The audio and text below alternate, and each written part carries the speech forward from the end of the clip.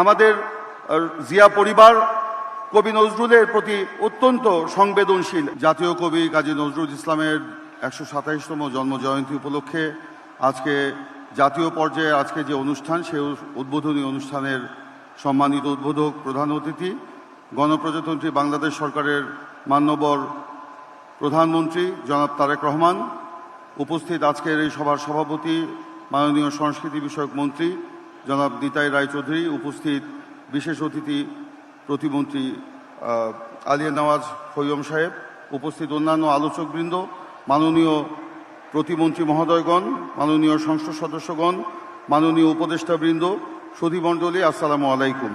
বক্তব্য দীর্ঘায়িত করার কিছু নেই।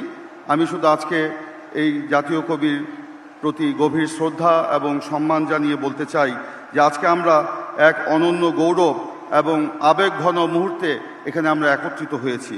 জাতীয় কবি কাজী নজরুল ইসলামের ১২৭তম জন্মজয়ন্তী উপলক্ষে আজকে ত্রিশালের যে আয়োজন, এটি শুধুমাত্র একটি সাংস্কৃতিক আয়োজন নয়, এটা আমাদের জাতীয় চেতনা, আমাদের সাম্য, মানবতা এবং বিদ্রোহী আত্মার এক মহামিলন বলে আমি মনে করি। আমি বলতে চাই, নজরুল বলেছিলেন, গাহি সাম্যের গান, মানুষের চেয়ে বড় কিছু নয়, নহে কিছু মহিয়ান। আজকে বাংলাদেশে নজরুলের চেতনা আরও বেশি প্রাসঙ্গিক। সম্মানিত সুধীমণ্ডলী, জাতীয় কবি শুধু বাংলা সাহিত্যের কবি নন, তিনি যুগে যুগে অন্যায়, শোষণ, ফ্যাসিবাদ এবং অন্ধকারের বিরুদ্ধে জেগে ওঠা মানুষের যেন কণ্ঠস্বর। তিনি বলেছেন, আমি যুগে যুগে আসি, আসি হাঁচি পুরো মহাবিপ্লব হেতু। এই চরণে নজরুল বিদ্রোহী চেতনার চিরন্তন জাগরণের কথা বলেছেন। আমরা সকলেই জানি যে আমাদের নেতা শহীদ প্রেসিডেন্ট জিয়াউর রহমান স্বাধীনতার পরে দেশের সংকটময় মুহূর্তে তিনি জাতীয়তাবাদ, বহুদলীয় গণতন্ত্র এবং উন্নয়নের নতুন রাজনীতি শুরু করেছিলেন। RICL TMX, যুগের পর যুগ স্থাপনা থাকে মজবুত। দেশনেত্রী বেগম খালেদা জিয়াও ৯০-এর সেই স্বৈরাচারের অবসানের পর ধ্বংসস্তূপের উপরে বাংলাদেশকে গড়ে তুলেছিলেন। আজকে আমাদের মাননীয় প্রধানমন্ত্রী তারেক রহমানের উপরেও সেই গুরু দায়িত্ব এসে পড়েছে যে ফ্যাসিবাদের ধ্বংসস্তূপের পর বাংলাদেশকে নতুন করে জাগিয়ে তোলা। সেই জন্য নজরুলের সেই কবিতা, সেই গান, আমি যুগে যুগে আসি, আসি আছি পুরো মহাবিপ্লব হেতু, সেটা আজকে আরও বেশি প্রাসঙ্গিক।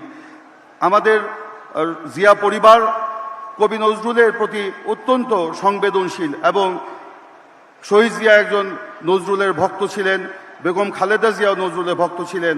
আমাদের প্রধানমন্ত্রী তারেক রহমানের দাদি জাহানারা বেগম একজন নজরুল সঙ্গীত ছিলেন, সেই সময়ে সঙ্গীত শিল্পী ছিলেন। সেই সময় তার সঙ্গীত পাকিস্তান রেডিওতে অনেকবার পরিবেশিত হয়েছে। সেই কারণে আমি মনে করি তারেক রহমানেরও নজরুলের প্রতি তার একটি বিশেষ অনুরক্ত অবদান একটা রয়েছে। সেই জন্য আজকে এই ত্রিশালকে আমরা যদি নজরুলের স্মৃতি বিজড়িত অনেক বিষয় রয়েছে, এই ত্রিশালকে যদি আমরা নজরুল সিটি হিসাবে ঘোষণা করতে পারি, তাহলে এখানে পর্যটন একটা আকর্ষণ ঘটবে এবং আমাদের দেশি বিদেশি পর্যটকদেরকে এখানে নিয়ে আসতে পারবো এবং ভবিষ্যৎ প্রজন্মকে নজরুলকে আমরা বেশি করে এখানে পরিচিত করতে পারবো।